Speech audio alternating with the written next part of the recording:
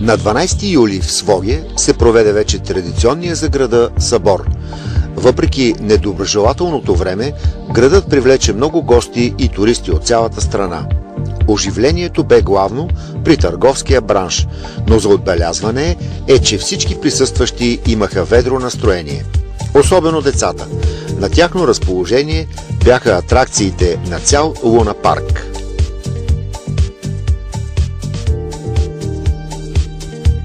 Значи определено града с годините, аз понеже имам съпруга ми от Искрец, имаме така впечатления. Града доста добре, чисто се поддържа. Идвали сме не само на събор. И прави впечатление, че е действително поддържан град и нещо се прави. Видимо се вижда, че нещо се прави. Пък за напред се надяваме да има и още по-добри неща. Харесва ни града, естествено. Направено е нещо, как да го наречат? Хубаво. Всичко хубаво е направено в този град. Много ни харесва, Искърското дефиле е невероятно красиво. Ще е роден град, хубаво е, града е хубав. Тук сме родени. Какво ви харесва по-точно? Всичко си ми харесва. 5-6 години вече града си расте. То се чувства. Площадите, тротуарчетата, лампичките, стадиона, всичко. Рядко и малко странно име носи Своге. Според едни, той идва от планинските сводове, надвиснали над градчето. Според други, означава с Бога е. А според трети, името идва от думата своде, която на местен диалект означава сбор от няколко реки. Но най-вероятно името на общинския център е произлязло от сродната дума свождам, тъй като тук се свеждат, събират три хребета на западна Стара планина – Понор, Голяма и Мала планина.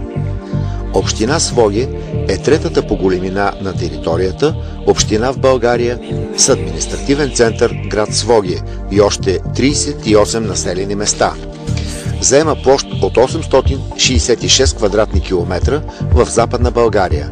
Разположена е на красивия Искърски пролом на 40 км северно от столицата на България.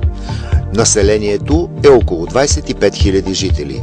През територията на общината минава ЖП линията София-Мездра, построена през 1896 година. Така също и няколко оживени автомобилни артерии, които са част от републиканската пътна мрежа. Близостта на града до столицата благоприятно влияе на икономическото й развитие. Като първостепенно значение в икономическия климат на общината имат откриването на водно-електрически централи на река Искър. През миналата година се откри първата централа по проект на каскада Среден Искър, в който са заложени изграждането на 9 малки водно-електрически централи по поречието на река Искър, с което се гарантира енергийното обезпечаване на района и ще даде възможности за привличане на инвеститори, както и възможности за развитието на туризма. Икономическата картина на община Своге се допълва от производството на захарни и шоколадови изделия по оригинална швейцарска технология. На млечни изделия развиват се земеделски производства, отглеждат се малини, гъби, билки, развиват се дървообработващата, мебелната и шивашката промишленост. Общинското ръководство, начело с градоначалникът Емил Атанасов, изцяло поддържа частната инициатива и търси пътища за външни инвеститори. Град Своге от години има прекрасен облик на чист и подреден град. Не случайно е предпочитано място за много туристи. В община Своге има 12 учебни заведения и 14 детски градини. В общината се работи и по програма за развитие на младежта и спорта, като усилено се строят игрища в различните селища. Общинското ръководство поддържа добри отношения и сътрудничество с общини от съседни и европейски държави. Развитието на туризма остава все пак приоритетна задача за общинското ръководство.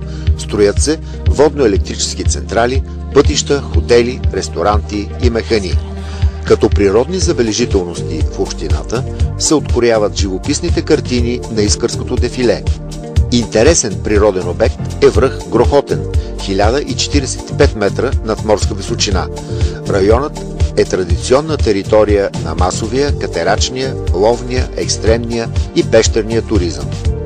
има известни туристически хижи и ловни домове. Тук се намира и така наречената Вазова пътека, носеща името на патриарха на българската литература Иван Вазов, който е създал част от творчеството си тук. Най-посещаваните пещери са Темната дупка край Лакатник и Елата край Бов.